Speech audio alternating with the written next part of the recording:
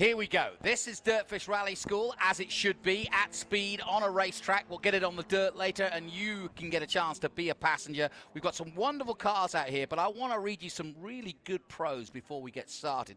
Driving a race car means a lot of things. It can mean perfecting a late apex corner at 100 miles an hour around the world's most famous tarmac tracks, as you're watching right now, or crossing a desert in a trophy truck. It can even mean setting a record in a go-kart. But for us, it means driving sideways, on dirt, in the forest, and no, we don't brake for weather. Written by Josie Rimmer, who joins us now. She's all gone all blushy on me because I've known her for a while, and she does a hell of a job. I met her father first off at Rally Cross, Steve Rimmer, and delighted to have both Josie and Nate Tennis, who is one of the chief instructors at Dirtfish. I have been privileged, thanks to your father, to go to Dirtfish and have my own experience of it, and I'm going to be doing a shameless half-hour plug here because it's one of the most beautiful parts of America. It is set in the hills and set in the forests of Oregon, and it is absolutely gorgeous, but I obviously don't want to lose fact of the fact that we're watching what you guys do pretty much day in, day out. First and foremost, Josie, what have we got out here on track? We mentioned it just a moment ago in your interview. Yes, we are so happy to have the cars here that we have today to show off for you on track. As a quick fact check, my friend Mr. Green here just said that we were in Oregon. We're in Washington. I'm Washington. What am I saying? But hey, that's okay. It's all the same. It's to all me. yeah, you know, Pacific Northwest. It's the Great Northwest. It's the Great Northwest. It really is great. Pacific Northwest. But what you're seeing on the track is actually something really unique and special for us. As many rally fans know, usually rally is operating on gravel in the woods, not on a closed circuit like this, and certainly not on this much tarmac. So we are loving the challenge out here. We have Gronholm's Pikes Peak Fiesta out there today. I actually think my brother is behind the wheel of that one right now. James Rimmer. James Rimmer. Oh my God, I've known him for a while. He's the scary one. There he is. Still letting him out the house, huh? They're still letting him out the house, but you know what? He's following directions really well right now. No, he's looking great out there. We've also got a... And let's just put it in perspective. Marcus Gronholm, one of the greats of rally. Like I said, before you came in, I was describing rally as almost classical music for motorsport, which is, not many people know much about it. But when they finally get to sit down in front of a bit of Tchaikovsky, they go, what have I been missing all of these years? And I think rally's a bit that way. Exactly. It's exactly that way. We have people join us from genuinely all around the world. They've got experience in track driving. They've got experience on tarmac, but the moment that they get on gravel, it's a whole new world, you know. Actually intentionally breaking the car loose, getting that slide in, it's a very life-changing experience for sure. And now we're seeing Max McRae. We're really fortunate to have Max McRae and Alistair McRae here with us. I met that hellion last year. Yes. And did you see what he did to the tires last year? No, but he's doing it now. He's doing it now. We're seeing it in real time.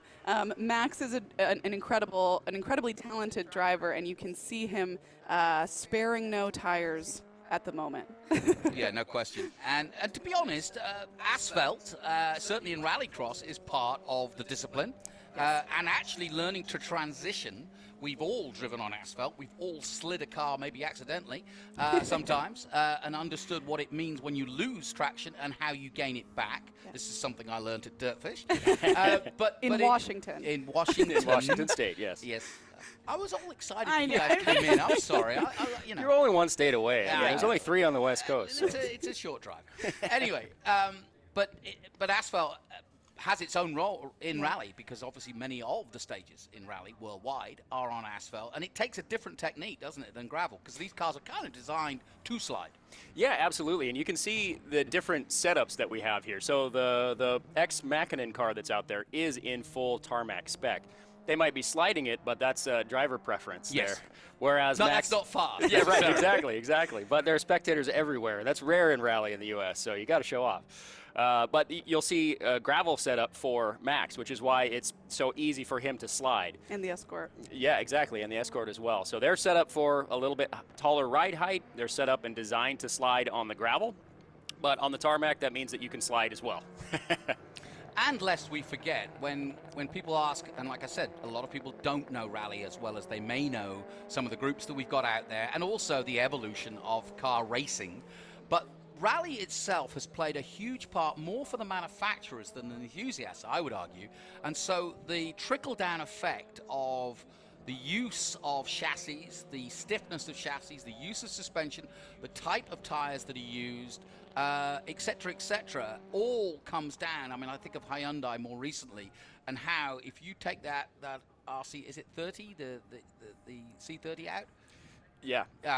That is a rally-based car, but as a road car, it just feels great and stable, and that's because of all. And Subaru did it back in the day. Lancia did it back in the day. So it's the same sort of evolution for rally as it is for the racing cars. Yeah, absolutely. And I mean, the reason we have high-performance, all-wheel drive, turbocharged, production-based cars really is because of rally. Yeah. In the late 70s, early 80s, Audi was spearheaded that. And look at that beautiful slide. Oh, Sorry, I gorgeous. get just a Mark II sliding sideways. I get excited. Well, I'm going to say the Ford Escort is exactly the best example you can give. It is a road car. You go to the shop.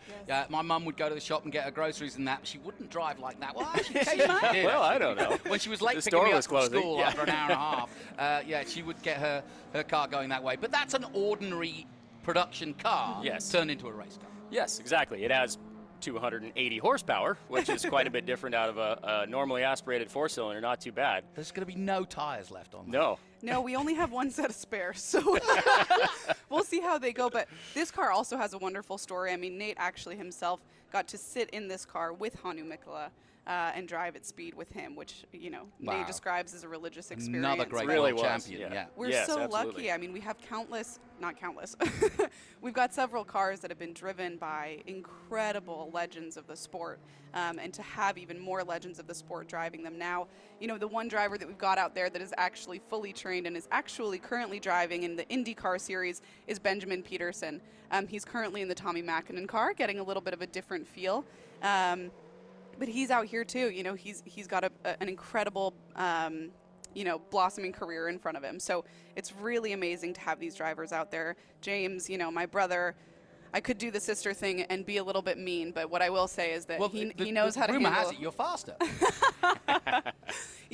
We can pretend all day. I would say James and I are maybe pretty similar now, but I will say he's James doing will be great. after me if I've said that. Yeah, yes, he will. He's doing great. I love that juxtaposition, because you've got Benjamin Pedersen, who I've known for a long time, and now, as you say, an IndyCar driver. I watched him come through F4 and F3, and great driver, great guy. And he's doing that, and you've lost Tanner Faust, and he's gone off to McLaren. I know. What's that all about? Tanner Faust, one of the greatest products that we have produced here in the United States. I would say only second, perhaps, and not second, but very rarely, to Travis Pastrana. Certainly in notoriety, Tanner Faust, he's done TV, Top Gear, he's done movies, he's a stunt driver, he's done rallycross, he's done X Games, and he's driving a McLaren F1 car. I mean, what's that all about? He's a rally driver. Exactly. Well, it shows you the dynamics that rallying creates, exactly. and the ability to jump into anything in any situation and make the best of it is ultimately what rally is all about. Mm-hmm. Yeah, and I would also argue that when you talk to a Kimi Räikkönen or anybody from the Scandinavian areas, and that's where so many great rally drivers have come from, I think the skills that you learn, and even someone like Carl Larson will tell you that his NASCAR skills come from the dirt, come from learning how to drive a car in the dirt, which is obviously the American version of rally in its own way, in that it's learning to play with the throttle and the power. And I would argue that, you tell me, you're the instructor, I would argue that when you are on racing on dirt, you are using the throttle as a steering device and a momentum device more so than perhaps brakes. Well, it depends on the situation, but yes, you're using more than just the steering wheel, and you're steering more the rear of the car with your feet rather than the front of the car with the wheel necessarily. So but it's that whole combine of trying to find just the right amount of sideways, just the right amount of angle and slip, so that you are rotating the car, but also not being inefficient with it. Let's just talk about Subaru as well, the Japanese manufacturer who, under the auspices of basically Colin McRae back in the day, and also that combination of when video games were just beginning, Colin McRae made a huge name for himself, not just as a World Rally Champion, but as a video game. Everybody had Colin McRae the video game, and learning to do the rally was in the arcades and so on. But Subaru also just came at the right time. They weren't the sexy manufacturer, but when they get to rally, they never look back. Absolutely. I mean, there's a reason that probably 80% of the American rally field is in a Subaru. Yeah. There's a reason for that.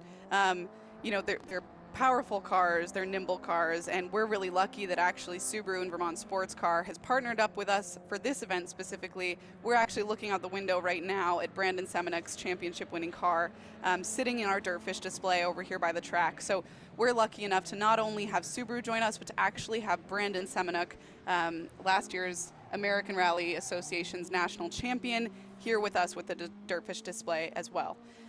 He's going to be out with us all day today. Every time that we go out on the gravel track, all you have to do to get there is take the tunnel under the track. You'll pop out right where we're setting up our gravel course. We'll be driving 2 of our Dirtfish School BRZs, and Brandon will be tearing it up in his championship car. Well, I've got you both here. I've been to Dirtfish, so I'm privileged to know all this information. But first of all, tell us how you get there, what it's going to cost, or not so much what it's going to cost, but what you can expect if you're literally, coming off the street and you fancy it, or your boyfriend wants to take it on, and you're going, okay, I'll give you an experience of a lifetime. And then Nate, if you can then explain what I would learn day 1, day 2, etc. Yeah, so we have programs anywhere from a half a day to 3 days. We also offer private coaching, corporate groups, anything you can really dream of, we can make it happen. But I will say, it's not just boyfriends that want to get out there and drive. It's girlfriends. It's everybody. I myself will be driving these cars this weekend. I'll be driving over on the gravel track as well as, or gravel course, as well as on the track over here. At Dirtfish, we genuinely welcome anybody. We teach people multiple times a week how to drive a manual, and they start from then, and by the end of the day, they're sliding sideways in the middle of the woods. So we really, really prioritize having a low barrier to entry in terms of ability and perhaps past skill level.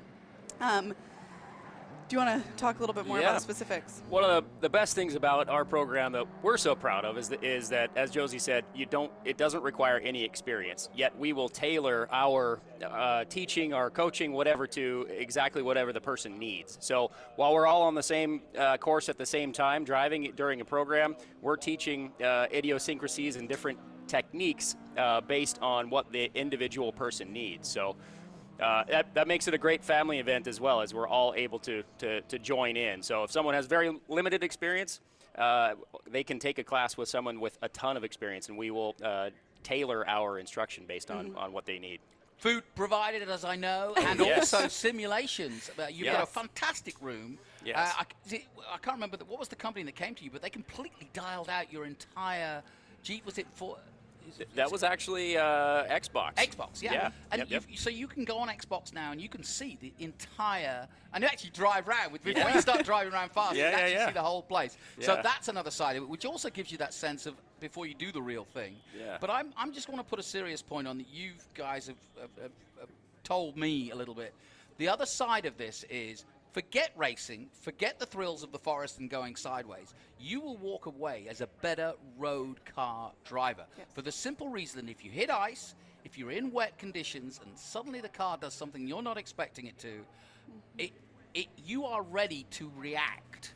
And I don't mean slamming on the brakes, we've all got ABS, but knowing what the car is going to do before it does it changes the whole fear factor. Yeah, and having that confidence behind the wheel is really what we're targeting. As you say, we love working with race drivers. We love working with top-level drivers. But we'll work with anyone, and we know that we'll make them better on the street as well.